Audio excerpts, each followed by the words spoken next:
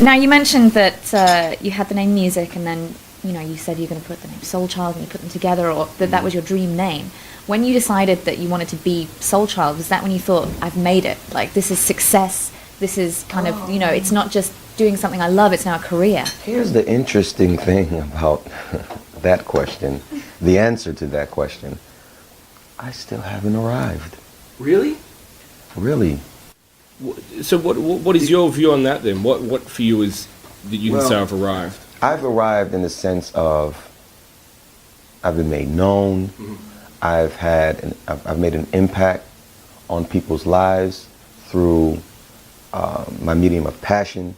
I've done a lot of great things. Not things that I simply personally think that I've made. Things that have been made clear to me. Thank you. Here's the honey. Yes. That I've affected people's lives. I've had life-changing effects. I've contributed to life-changing effects on people's lives through music. Like, that's an amazing thing to me, and it's not to be taken lightly, and I don't want what I'm saying to take anything away from that, in any way, because it's not something that anybody just does. I'm going to wake up and I think I'm going to change somebody's life today. That just That's doesn't Oprah. happen unless you're Oprah.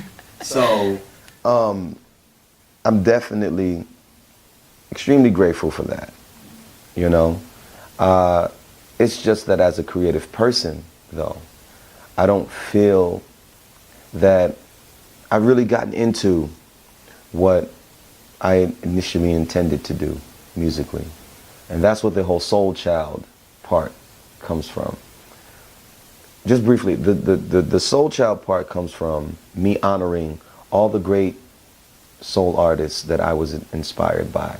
You have rock stars, you have pop stars, you have soul stars. And Soul Child, if you listen to the name, it just based, if you flip them, if you had a bit of, dyslexia a little bit, child of soul, I as an artist assume that personification as a product of this music and this expression of music, rather, that we call soul music. So whatever it is that I'm going to do is going to be a direct representation of that.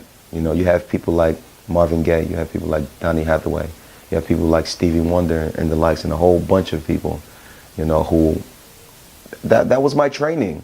I didn't go to school for that. I wasn't formally trained on music. I didn't learn solfege through music. I learned it through just being involved with music, and it just became something that I picked up. I didn't learn pitch, and I didn't learn, note appreciation. I didn't learn rhythm and timing. I didn't learn that in a curriculum at a school or at a university. I learned it by listening to these people.